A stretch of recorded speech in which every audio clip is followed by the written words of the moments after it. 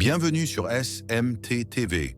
Aujourd'hui, nous allons répondre à une série de questions que quelques abonnés ont laissées sur notre compte WhatsApp. Voici les questions. 1. Les Congolais n'aiment pas leur pays ou ne savent pas quoi en faire? 2. Pourquoi personne ne semble savoir comment garder les villes propres? 3. Pourquoi les ministres ne sont-ils pas sérieux dans leur travail? 4. Pourquoi seul l'argent compte? 5. Pourquoi les politiciens sacrifient-ils la jeunesse? Le constat que vous dressez est celui d'un profond désarroi, d'une colère et d'une frustration partagée par une grande partie de la population congolaise. Votre cri du cœur, réveillez-vous, est le symptôme d'un pays qui souffre mais qui refuse de sombrer dans l'indifférence.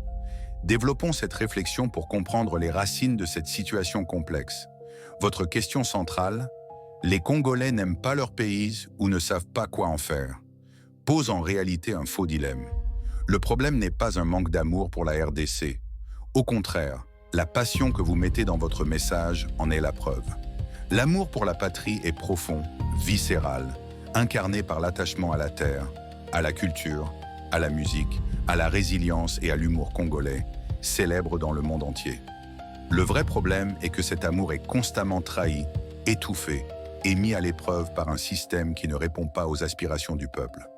Pourquoi personne ne semble savoir comment garder les villes propres? La saleté dans les villes n'est pas une question de compétence, mais le résultat d'un effondrement systémique. Point 1. Absence des services de base. Il n'y a souvent tout simplement pas de système organisé de collecte des ordures. Les rares services existants sont sous-équipés, corrompus ou inefficaces. Point 2. Pauvreté extrême. Quand la priorité absolue est de trouver de quoi nourrir sa famille le soir, même la question de la propreté de la rue passe au second plan.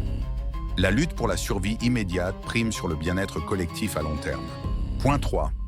Manque d'éducation civique et d'infrastructures. Peu de campagnes de sensibilisation existent et surtout, même quand un citoyen veut jeter ses déchets correctement, les poubelles et les conteneurs sont absents. Pourquoi les ministres ne sont-ils pas sérieux dans leur travail? Et pourquoi c'est seulement l'argent qui compte pour eux?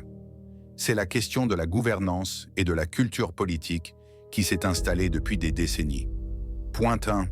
Système de prédation. Le pouvoir et les postes ministériels sont trop souvent perçus, non pas comme une mission de service public, mais comme une opportunité unique d'enrichissement personnel et de redistribution à son clan. Clientélisme. L'État est vu comme une vache à lait, non comme une institution au service de la nation. Point 2. Impunité totale. Il n'existe pratiquement aucune conséquence pour un ministre qui ne remplit pas ses missions, détourne des fonds ou prend de mauvaises décisions. Cette impunité encourage les comportements prédateurs. Point 3. Déconnexion totale. Une élite politique et économique, souvent protégée par des bulles de luxe, gardiens, voitures blindées, voyages à l'étranger pour se soigner, ne vit tout simplement pas les conséquences de sa mauvaise gestion. Elle ne voit pas la boue dans les rues, ne subit pas les coupures d'eau ou d'électricité et n'envoie pas ses enfants dans des écoles publiques délabrées. Pourquoi les politiciens sacrifient-ils la jeunesse? La jeunesse est la première victime de ce système pour une raison simple. Elle est l'avenir et une jeunesse éduquée, en bonne santé et ambitieuse, est une menace pour un système basé sur l'exploitation et l'ignorance. 1. Éducation sabotée. Un système éducatif sous-financé, avec des enseignants non payés pendant des mois, produit une génération sans les outils critiques pour contester le pouvoir en place. 2. Aucune perspective. En bloquant tout espoir d'emploi décent, en ne créant pas d'opportunités, le système pousse les jeunes soit à l'exil, ce qui est une fuite des cerveaux, soit à la débrouille, article 15, soit dans la violence.